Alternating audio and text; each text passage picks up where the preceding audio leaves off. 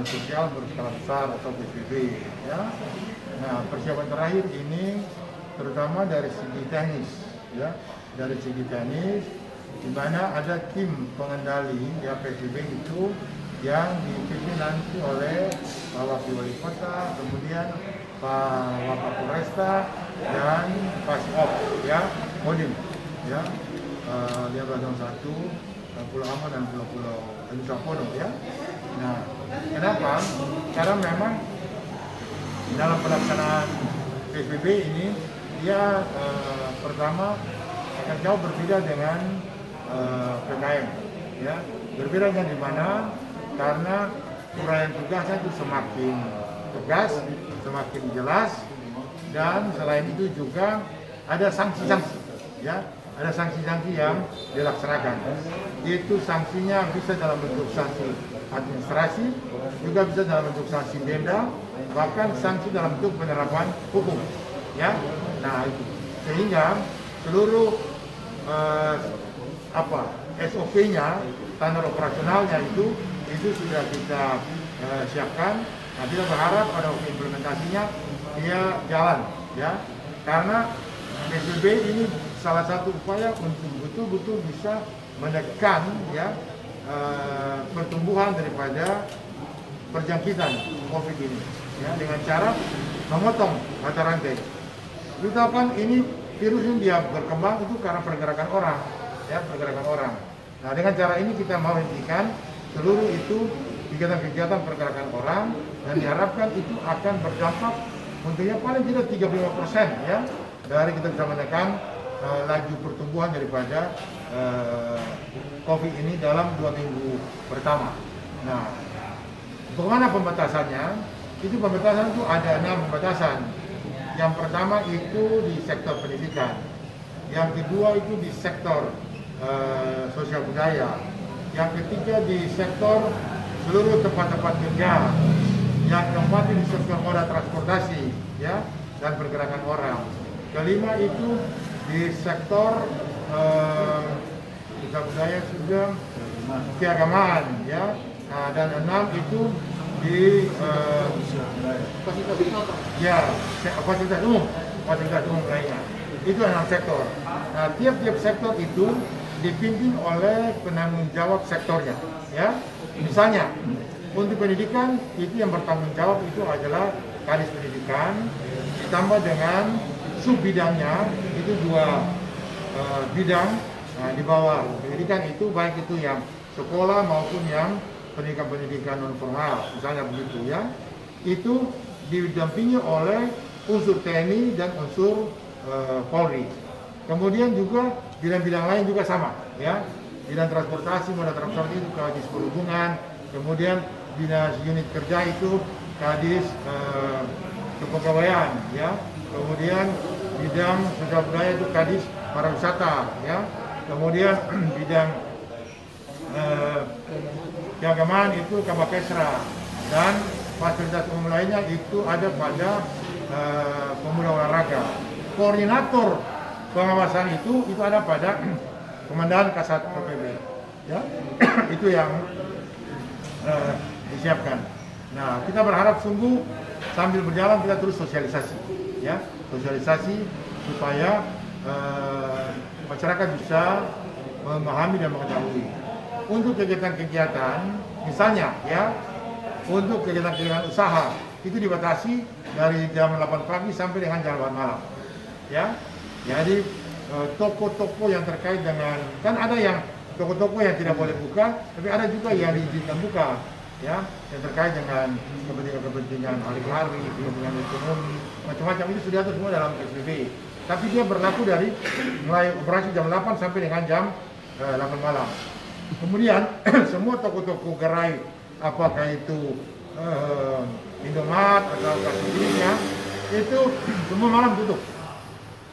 Tidak ada satu yang buka lagi sampai jam 8. Lalu pergerakan orang itu nanti dia berakhir jam 11 malam, jam 23 malam.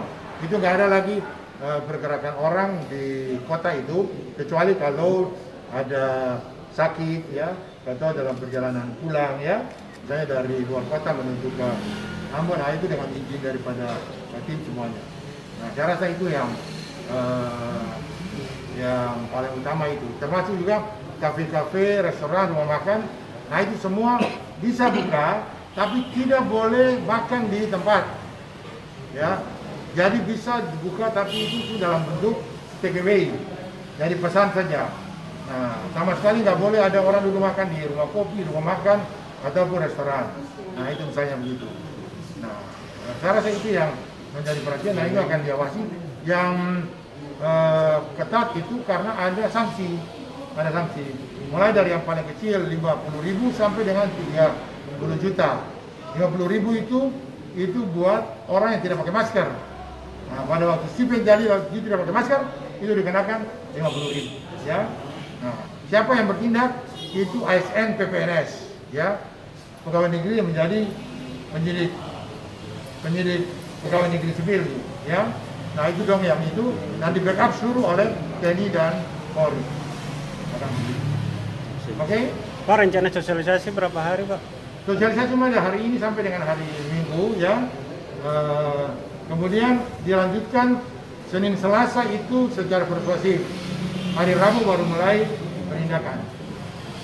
Oke? Pak, ada keinginan untuk membagi kayak selebaran untuk di beberapa kafe, karena tadi sempat kata pemilik kafenya, dong pengen kayak ada selebaran juga biar kasih. Ada nanti surat edaran yang sudah disiapkan, itu dibagi kepada seluruh itu, gerai-gerai maupun kepada kafe-kafe untuk dong tahu begitu. Ya? Nah, ini sementara itu susun semua nih. Oke. Kalau untuk moda transportasi misalnya ojek atau yang saling berboncengan itu ada aturan khusus atau seperti apa? Jadi ojek itu tetap bisa bawa 2 orang, tapi dia pakai standar protokol kesehatan. Ya. Nah, kita anjurkan supaya penumpang di belakang juga pakai helm sendiri. Ya. Jangan pakai helm yang disiapkan oleh ojek. Ya, nah itu dia. Kalau misalnya keluarga 2 orang lalu pakai anak satu nggak boleh, tetap harus turun. Ya, misalnya kan ada yang laki bini lalu dengan anak, nggak boleh. Tetap itu pilih. Apakah bini mau diangkut atau anak tinggal atau anak yang diangkut bini tinggal. Jadi hanya 2 saja ya Pak ya? Harus 2 aja, nggak boleh enggak. Dan akan mobil itu kan 50%. Ya. Nah, ada tuh 20 titik pantau. 20 titik pantau. Ya. Karena bisa saja orang naik dari terminal itu 50%, di tengah jalan diangkut lagi. Diangkut lagi, ah enggak. Itu pengemudi semua itu bisa kena sanksi, ya. Nah, bisa dengan administrasi, tapi bisa juga dengan denda administrasi, akan begitu. Pak, ada keringanan pajak untuk para pelaku usaha? Termasuk itu sudah. Sebelum PSBB lagi, saya sudah mengambil kebijakan untuk relaksasi, ya. Semangat itu sudah jalan itu. Nah, kita tahu ini kan berat sekali, ya, berat sekali, dan pasti nanti di akhir tahun pada waktu mereka ajukan pembayaran pajak, pasti mereka mengajukan permohonan. Nah, kita pertimbangkan itu. Berapa Ya. persen Pak kira-kira untuk relaksasinya? Dalam keadaan normal saja itu saya sudah bisa berikan keringanan 20%. Itu dalam keadaan normal. Ya. Nah, kalau diajukan itu bisa. Nah, tapi kalau keadaan ini, nah kita pertimbangkan dia nanti. Tapi memang mereka harus mengajukan keringanan dulu. Harus. Itu toh. Pak, soal jaring pengaman sosial ini kan masyarakat ada yang tidak tepat sasaran diberikan dari kelurahan desa, itu kira-kira gimana? Dia punya kuncinya itu kan di data. Kuncinya di data. Ya. Nah, kita tahu persis bahwa data-data orang miskin ini kan betul-betul sangat tidak akurat. Nah, kenapa? Ini data ini kan dimasukkan ini kurang lebih 6 tahun lalu. Tidak, 6 tahun lalu itu. 6 atau 7 tahun lalu data ini. Dia dibagi dalam 3 kategori. Data orang miskin yang berhak mendapat PKH. Oke? Data orang miskin yang berhak mendapat kartu sembako. Dan data orang miskin yang berhak mendapat bantuan sosial tunai. Ya. Ini dong pakai data yang sudah 6 tahun lalu. Ya. Nah, waktu itu data masuk, data itu kirim nama-nama itu, ada orang yang sudah jadi pegawai negeri, ada orang yang sudah mati, ada orang yang ternyata itu anak-anak dia daftar dia penama, karena orang gengsi, ya. Nah, sekarang ini pemerintah kota sudah mereview data itu sehingga kita itu relatif saya mau katakan bahwa dia sudah hampir akurat, ya, akurat. Saya kasih contoh misalnya begini. Untuk bantuan sosial bulan April itu kurang lebih kita 40.000 lebih, ya, baik yang di desa maupun di kelurahan. Nah, bulan Juni dia naik kurang lebih 45.000, ya. Bulan Mei punya, bulan Juni dia naik lagi kurang lebih 47.000. Jadi data ini sangat dinamis. Karena ada orang yang bulan Mei dia belum PHK, nah bulan Juni dia sudah PHK. Nah, sehingga setiap bulan itu kita dinas sosial siapkan data, saya tanda tangan resmi, itu keluarga miskin resmi, ya. Jadi ini juga mengantisipasi jangan sampai ada spekulasi, ya, sehingga seakan-akan ketong bikin gelondongan saja, miskin sekian, padahal enggak. Nah, itu juga sejalan dengan keinginan KPK, data by name by address. Oleh karena tiap bulan kita kirim itu nama itu secara resmi, ya. Jadi misalnya ada bulan pertama 40.000, dia naik kembali, ya, 45, dia naik kembali.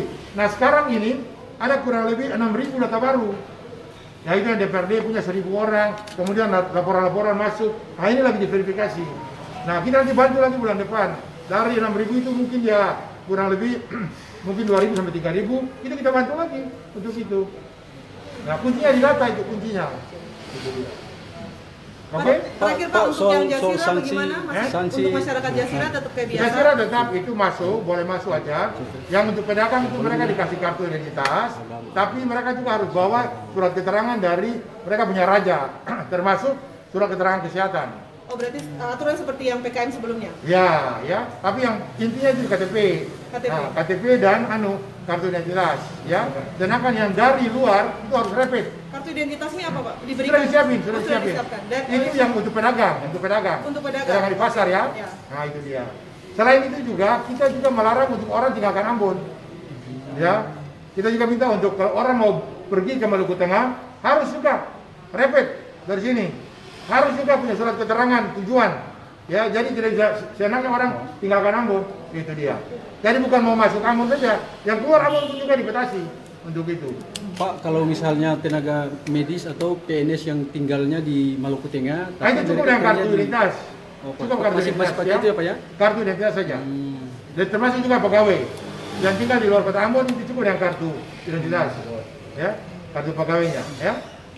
Pak, soal pembatasan rumah ibadah ini, Pak, aspek keagamaan ini, Pak, saya lihat. Jadi secara prinsip itu PSBB juga melarang untuk kegiatan beribadah di rumah ibadah secara prinsip.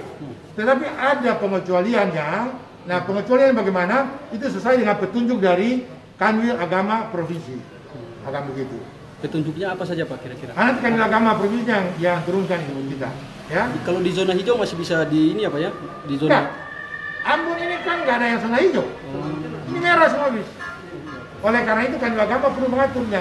Mungkin dari segi jumlahnya, kemudian dia itu secara teknis ya, terutama untuk saudara-saudara kita yang nanti berjamaah di masjid, ya, itu dia.